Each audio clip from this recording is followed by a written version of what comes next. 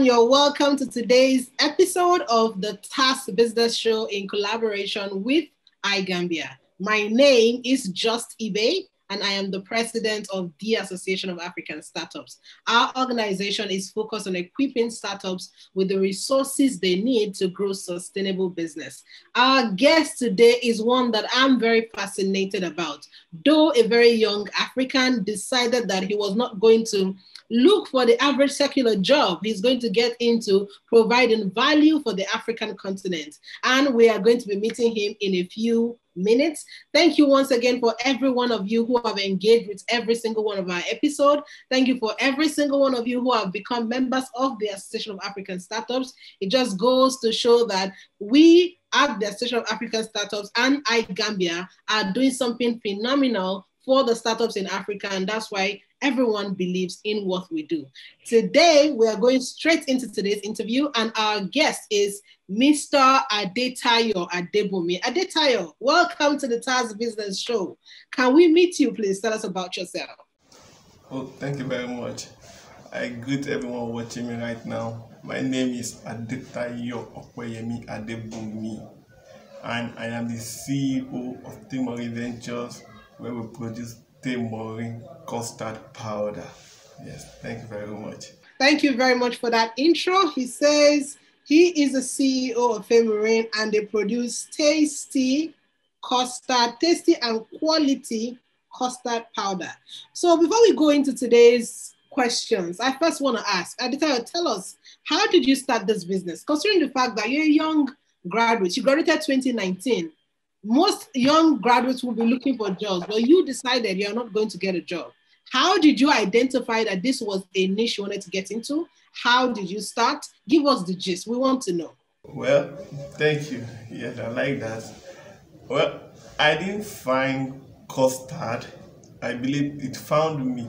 Yes, because it started a long time ago. I've had this passion of being an entrepreneur while I was in university then, because I just don't know what happened. Before, we had this dream of being a doctor, being a lawyer. We have the passion, we have a dream of being a professional person then. But while I was studying, I don't know, somehow, I just had the passion of wanting to be an entrepreneur. But I didn't do any business in school. I had the passion of how to be an entrepreneur. In what area, what field, I had no idea right then. But I knew, okay, I was going to be an entrepreneur. So doing my National Youth Service Corps 2018-2019, that when I found custard. It was part of the product I've written down a long time ago. I remember when I was young, once in a while when we have this custard, we call it Ogioyimbo. Yes, Ogioyimbo, the white man's pap. Yes, no local pap, we made them call the custard the white man's pap. Yes. So I believe somehow I would like to know more about this custard. When I was growing up, I haven't forgotten about it then. I never knew I would come across it again. So somehow, it was written down in my journal. I had the notes where I've written things I would like to try to become an entrepreneur, even though they were not in my field, even though I had no idea about them. I've written a lot of them down right then and there. So while I finished my NYSC call, what next was the challenge?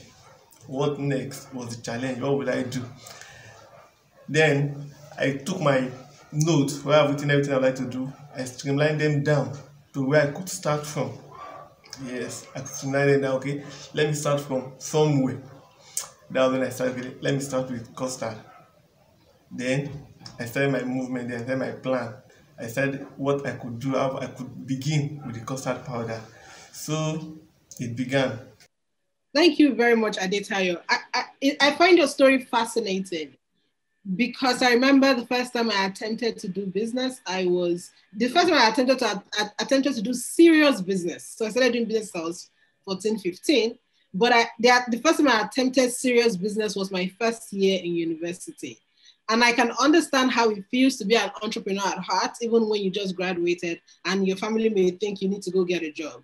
So I like the fact that you had written out a lot of things that you could potentially do, but you started to knock out what you don't think you can start now, considering what you had. And you looked for the one that was not too difficult to start, and you decided to start with it. I like that. And he said to do custard powder. By the way, the name of his brand is Tayomorin Custard Powder. He's new, we're new, Okay, we're just entering into the market. Those are the things we're going to be talking about today. Tell me, what were the challenges you faced in starting this business? I want to know all of it, because there's a young entrepreneur listening somewhere, or even a young undergraduate or a young postgraduate who is saying, I have ideas, just like this young man. I want to know what were the things he struggled with, just in case if I find those things, I know that they are not necessarily bad, they are going to get out so that I can eventually grow. So tell me, I want to know some of those things that you encountered. Okay, thank you again. Challenges. I wouldn't say money was my major challenge, unlike every other person, because I believe for you to have money challenge, then you must have at least know what you want to do. But right then, I didn't know what I wanted to do. So money wasn't my first challenge. My challenge was the courage to start. Was my first challenge. I had the challenge of how will I start. Yes, I had that challenge as my first place. So what I did then to overcome that challenge was I made a sample with my little savings that I had then. I made a sample. The first person I was able to convince was my dad. After my dad, some of his friends too. And you know, the one thing, nobody will buy your dream without seeing your labor. So my first labor was the sample I made. I had the sample, I showed him. It was like, wow, this is like similar one that you do take. Or there's the popular one in the market which you do take. This is still similar to it. And then, well, this one I made myself. So he bought the idea. Then I've gotten my first approval. My first approval to be an entrepreneur. Then after on stage after stage, without crossing every obstacle, then money came in. I had no money. Remember, I wasn't working, no stream of income for me, but little savings, those I was able to convince, little support I could get with what they could see, not just hear, but what they could see. I was able to convince people, and I was able to overcome little challenges like that.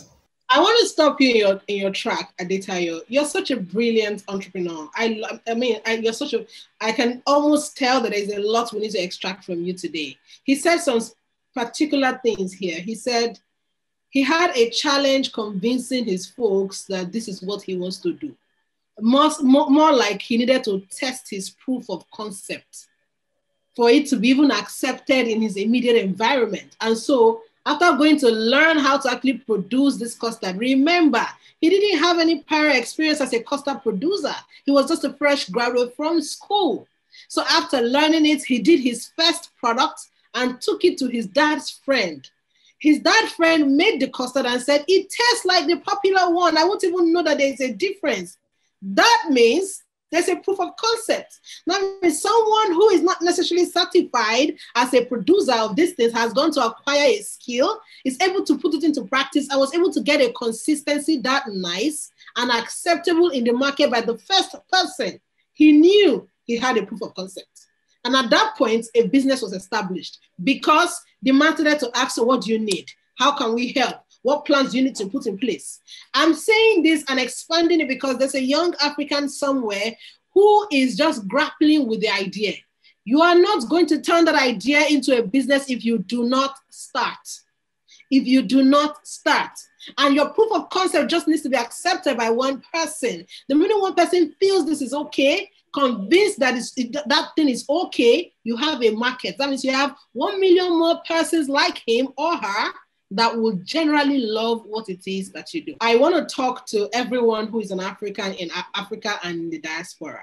And this is me speaking as somebody who exists because startups must be nurtured to be able to build our economy. Just in case you didn't know, 50% of the economy of the African continent is driven by entrepreneurs. That means these guys, if they are the most harnessed, we can push that GDP, we can push that percentage to even 55, 60, even 70. Where am I going with this? We have in our hands resources that need to be harnessed, that needs to be leveraged to produce more. So by this talk, I am calling on well-meaning Africans who believe that they want to be a part of investing in young Africans. In the Association of African Startups, one of our strategic goals in 2021 is to give $5,000 to 5,000 entrepreneurs. That's one of our strategic goals for 2021. We are definitely dependent on well-meaning Africans who want to be a part of this journey. He's a young man. There are young Africans all over the continent today who, with just a little amount of money, can be able to go weather small storms, brand awareness, market penetration, even branding, things as basic as that, or even advertising budget, things as basic as that will just give them working capital to be able to move from that startup and struggling phase to even begin to attract customers for themselves, thus keeping their business afloat before we now talk about scalability. So I'm calling on well-meaning Africans who believe that the future of Africa is something to go by. Then you need to be a part of those who are contributing to helping them grow. Men like Adetayo, men like all the other interviewees that we have interviewed, and so many African entrepreneurs who are listening to me today require our support. Access to capital is such a huge problem, but we are no longer going to depend on the government. And that's why I'm saying this here publicly. We are no longer going to depend on the government. The government cannot help us create all of these things across board. We, the private sector, we individuals need to get on board and together be able to pour into the younger generation if the future is anything to go by. And I can almost hear somebody saying, wait, are you saying younger generation? Aren't you young? Yes, I'm young. But I like to look at the younger generation as my brothers and sisters. And that's why this is so important to me, the vision of TAAS and the vision of EYEGAMBIA.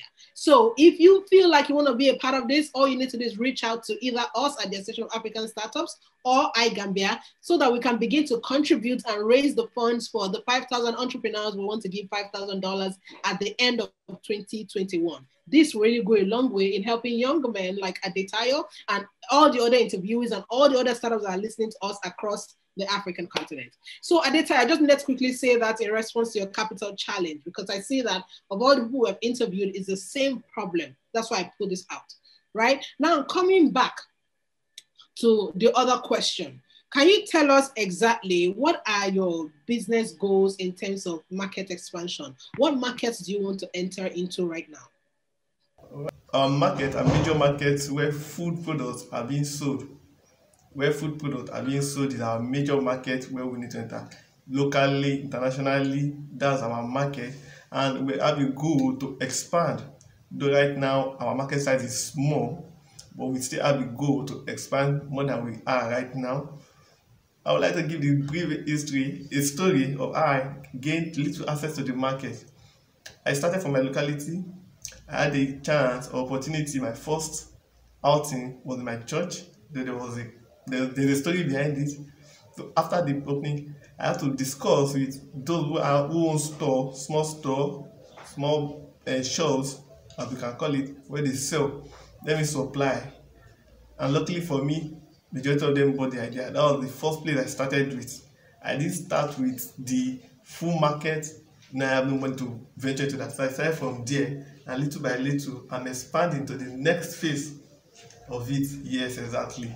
So that's the basic thing from the local market, and we hope to get larger and larger thereafter.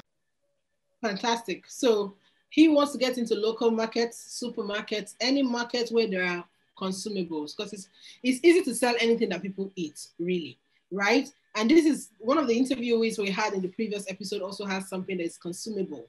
That means if you're anywhere also in the world and you feel like you want to be a distributor of this custard that he has, edible custard, then you can also reach out. One of the things I was also mentioned about this young man is custard is the first thing, because as a young entrepreneur without access to capital, he decided to start his hands on what he could lay his hands on. That's the first product. There are going to be other things that would come up as he grows in the business, of course, when there's access to capital. Now, there's something else I want to also ask. How are you leveraging the digital platform to be able to push your product? I know that for you to be able to be profitable, you need to do a lot more wholesale than retail. But let's even talk about the digital platform. How are you positioning on the digital platform to be seen by the people who are your end users? How I've leveraged on digital platform. Well, we're in the 21st century, and anybody who is not on social media is missing behind. We're on major platform, on Facebook, we're on Twitter, we're on Instagram. Yes, on major platform for now. And we tend to promote ourselves to create more awareness with this our platform. Like this platform you're using now, on this your platform, we tend to is using to promote us, and we tend to grow higher, to grow larger as well. So we tend to create adverts on digital platform, though we've not started yet due to some factors, but sooner in the coming months we should have started. We are taking our time. We don't want to jump the bridge. We are taking our time little by little. So we tend to use the digital market to make more awareness of our products, more awareness of what we do. Yes, thank you. Fantastic. Thank you. You have said just one part of this. Maybe by the next interview, we're going to get somebody who is a digital marketer to come on this show and talk to us about digital marketing, social media marketing, so that startups across the continents can actually learn the key components you must put in place if you want to be visible as a new business, especially in Africa. There are key indices that you must put in place if you want to be seen, because it's bad enough that the market is competitive, right? The big brands are not even going to give space for you to come and take. They are not even going to shift for you to even take a little space.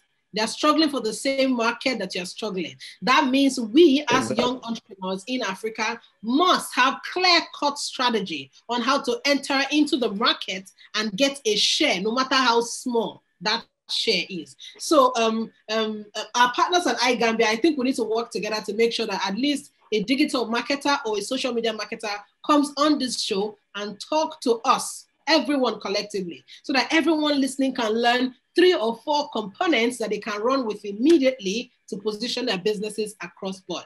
So many of you have grandiose ideas, just like this young man. He said he had a list of things that he could potentially do as a business since he was in school. When he finished school, he was faced with, okay, so I have a list, which of them can I start? And he went back to that list and looked for the one that he could start immediately. It's the same principle for a lot of people who are going to be listening, who necessarily are waiting on the job that they are going to look for. While you are waiting on your dream job, start with what you have. Africa is a very fertile ground now, both for products, for services, for creatives, whoever you are, whatever innate abilities you have, whatever acquired skills you have. Africa is very fertile. The wealth in this land is a lot, and shared prosperity is no longer a thing of the past. It's there for you to pick, harness, and then share across board. So everyone who's listening to me today, Africa is rising, but we need you to be able to build the Africa that we deserve. And that means that you must start with what you have, where you have, and start now. We are rooting for you. We are counting on you. And until